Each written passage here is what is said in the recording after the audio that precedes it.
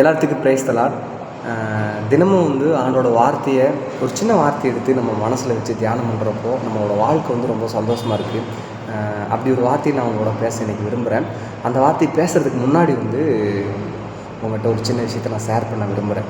என்னென்னா, நான் இருக்கிற எங்கள் வீட்டுக்கு பக்கத்தில் ஒரு பெரிய ஒரு ஆலமரம் இருக்குது. அந்த ஆலமரம் ஒரு சின்ன விதைக்குள்ள இருந்தால் வந்திருக்குது. அந்த அவ்வளோ பெரிய ஆலமரம்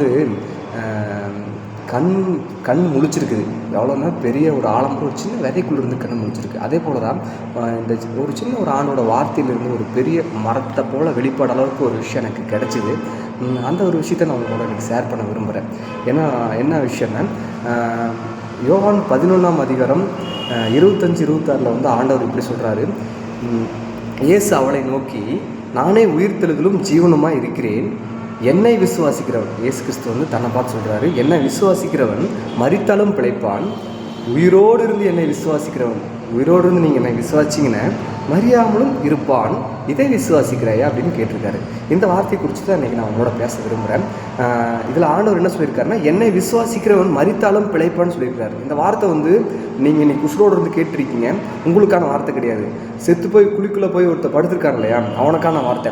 ஏன்னா அவனை பார்த்து தான் ஆண்டவர் சொல்ல முடியும், என்னை விசுவாசிக்கிறவன் மரித்தாலும் பிழைப்பான். ஒரு மரித்து போன ஒரு குழியில் போய் அடக்கம் பண்ண ஒருத்தனுக்கான வார்த்தை தான் என்னை விசுவாசிக்கிறவன் மரித்து போயிட்டானா, குழிக்குள்ளே போய் அடக்கம் பண்ணிட்டாங்களா, கவலைப்படாதீங்க, அவங்க கண்டிப்பாக பிழைப்பாங்க. அது உங்களுக்கு யாராவது ரொம்ப நேசித்த உறவுகள் யாராவது உங்களை விட்டு பிரிஞ்சிருக்கலாம். அவங்க மண்ணுக்குள்ளே போய் அவங்க இருந்த இடத்துல ஒரு புல் முளைச்சிருக்கலாம். ஆனால் ஆண்டவர் என்ன சொல்கிறாங்க, அவங்க என்னை நம்பி ஒருவேளை அந்த நிலைமைக்கு போயிருந்தாங்கன்னா கவலைப்படாதீங்க, கண்டிப்பாக அவங்க நான் உசுரோடு கொண்டு வந்துடுவோன்னு ஆண்டவர் சொல்கிறாரு. அடுத்த வார்த்தை என்ன சொல்கிறாருன்னா, உயிரோடு இருந்து என்னை விசுவாசிக்கிறவன் என்றென்றைக்கும் மறியாமலும் இருப்பான்னு சொல்கிறாரு.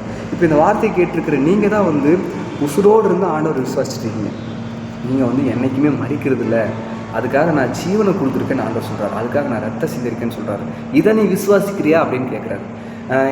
இந்த வசனத்தை படிக்கிறப்போ என்னுடைய இங்கே ஒரு பெரிய டிரான்ஸ்ஃபார்மேஷன் கிடைச்சிது. எப்படி ஒரு சின்ன ஒரு விதைக்குள்ளேருந்து பெரிய ஒரு ஆலமரம் வருதோ, அதே போல் இந்த வார்த்தை எனக்கு ரொம்ப சந்தோஷத்தை கொடுக்குது. உண்மையிலுமே ஆண்டவர் இவ்வளோ வெட்டா வெளிச்சம் எழுதி கொடுத்ததுக்கப்புறம் இதை நீ விசுவாசிக்கிறையான்னு கேட்குறாரு. இதுக்கப்புறம் நம்ம இதை நம்பலின்னு ஒரு நம்ம ஆண்டவரோட வார்த்தையை சரியாக புரிஞ்சுக்கலன்னு தான். எப்படின்னா, ஒரு சின்ன ஒரு விதையை எடுத்துகிட்டு போய் இதுக்குள்ளே பெரிய ஆலமரம் இருக்குதுன்னு சொன்னால் யாராலும் நம்ப முடியுமா? யாருனாலையும் நம்ப முடியாது. அவனை முட்டாள்னு சொல்லிடுவாங்க, பைத்தியக்காரன்னு சொல்லுவாங்க. அவ்வளோ பெரிய மரம் எப்படியா ஒரு சின்ன ஒரு விதைக்குள்ள இருக்குது கேள்வி கேட்பாங்க இல்லையா? அதே போல தான் இந்த ஆண்டோட வார்த்தையை சொல்லுது, நீங்கள் உயிரோடு இருந்த ஆண்டவர் விசுவாசிங்கன்னு மறியாமல் இருக்க முடியும். ஒருவேளை இது உங்களால் நம்ப முடியாமல் இருக்கலாம், ஆனால் இதுதான் உண்மை, இதுதான் சத்தியம். இயேசு கிறிஸ்து சிலுவையில் மறிச்சிருக்கார் இல்லையா, அதுக்குள்ளே இதற்கான விஷயங்களும் அடங்கியிருக்கு. இதை நம்மளால் ஏற்றுக்க முடியாட்டியும் இதுதான் உண்மை. நம்மளுக்கு இது புரியலைங்கிறதுக்காக இது போய் நம்ம சொல்லக்கூடாது. ஏன்னா இயேசு கிறிஸ்து நம்ம சந்தோஷமாக இருக்கிறதுக்காக எல்லா விஷயத்தையும் சிலுவையில் பண்ணி முடிச்சிருக்காரு. இதை நம்ம ஏற்றுக்கிறப்போ அந்த பெரிய ஒரு ஆலமரம் ஒரு சின்ன விதையிலேருந்து வெளியே வர்ற மாதிரி நம்மளோட வாழ்க்கையில் அந்த விஷயத்தை நம்ம அனுபவிக்க முடியும். இதுதான் காட் உங்களோட எனக்கு ஷேர் பண்ண சொன்னார். God bless you. இந்த வார்த்தை உங்களுக்கு ஆசீர்வாதமாக இருந்துச்சுன்னா ஆமின்னு சொல்லுங்கள். தேங்க்யூ. Praise the Lord.